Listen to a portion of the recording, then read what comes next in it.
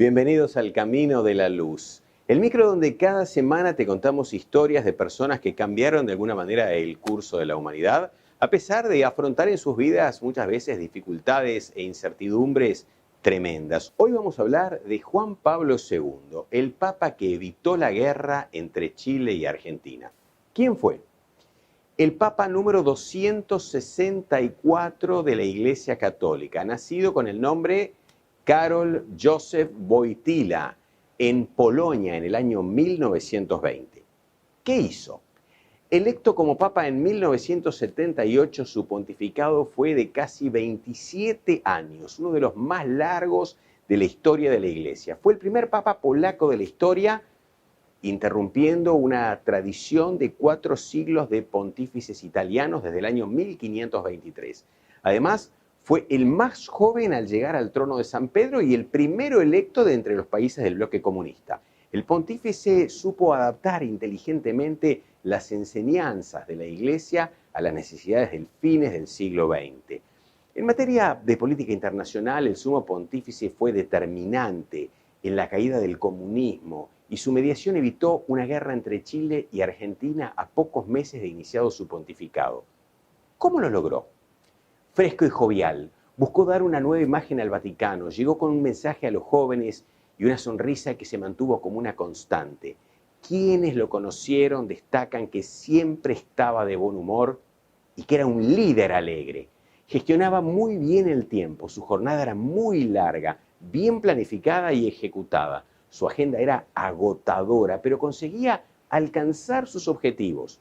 Oración, reuniones con su equipo, resolución de problemas, audiencias privadas y audiencias públicas, lectura, escritura. Además, tenía un muy cuidado manejo de la comunicación. Arrastraba a las masas, hablaba sin complejos, convencido de lo que decía. Sus discursos eran interrumpidos continuamente por fervorosos aplausos, con voz potente, mirada penetrante, gestos convincentes. Hacía llegar su mensaje con claridad, pero también con sencillez. Pese a 2 intentos de asesinato, Juan Pablo II no frenó sus viajes y su voluntad evangelizadora, con un total de 104 visitas internacionales y 130 países que lo recibieron. Atente a esto, sabía delegar. A sus más cercanos colaboradores les daba libertad absoluta, dado que establecía confianza con ellos. Una anécdota que ilustra su humildad en una de las 2 oportunidades en las que estuvo en Brasil. Visitó una favela y vio a una anciana que estaba sola. La besó en la mejilla, la abrazó, le dio su bendición y le regaló su anillo. Sor Tobiana, una religiosa que lo cuidaba, dijo sobre él: era pobre en espíritu y en la realidad. No tenía ninguna propiedad. Consideraba lo que usaba como prestado, no le interesaba el dinero, ni tampoco lo conocía bien. Estaba dispuesto a donarlo todo si alguien se lo pedía. No estaba apegado a nada. Se lamentaba porque como papa tenía muchas sotanas y él decía que con 2 eran más que suficientes. Estaba dispuesto a abrazar a todos, los no cristianos, los carenciados y los pueblos lejanos. ¿Cómo fue su formación y su carrera? Realizó estudios de enseñanza media y luego se matriculó en la Universidad de Cracovia, la cual cerró por una ocupación nazi, tiempo en el cual se vio forzado a trabajar en una cantera para evitar que lo deportaran a Alemania. En 1942 ingresó al seminario clandestino de Cracovia y tras la Segunda Guerra Mundial continuó con sus estudios hasta obtener su propia ordenación. Se doctoró en teología, fue profesor, vicario, capellán. En 1958 fue nombrado obispo auxiliar de Cracovia y 6 años más tarde arzobispo. En 1967 nombrado cardenal. Te hablé de atentados. Su vida corrió peligro en 1981 al sufrir un intento de asesinato en la Plaza San Pedro del Vaticano, por lo que debió permanecer 2 meses y medio internado. Al año siguiente fue objeto de un nuevo atentado, esta vez en el santuario de Fátima, en Portugal. ¿Cuáles fueron los pilares de su liderazgo? Dirección. Condujo a la iglesia con claridad, objetivos muy definidos y marcando con nitidez el camino.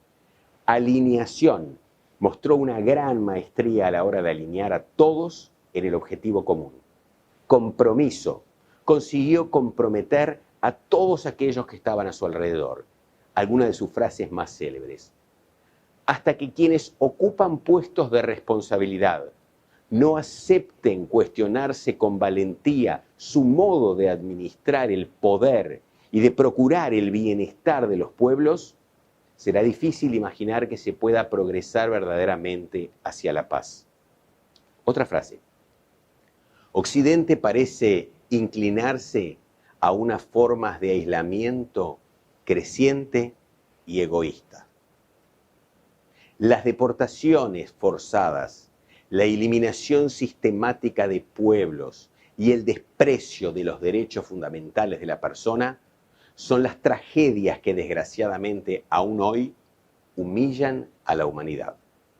Falleció en el año 2005, lo siguió Benedicto XVI. ¿Qué podemos hablar de sus valores? Integridad, humildad, optimismo, prudencia, caridad y templanza, los que marcaron básicamente su vida. También la tranquilidad. Nunca perdía la serenidad, incluso en los momentos más difíciles, decían sus allegados. Espero que esta historia te haya sido útil. Si te gustó, compartila. Te mando mucha luz.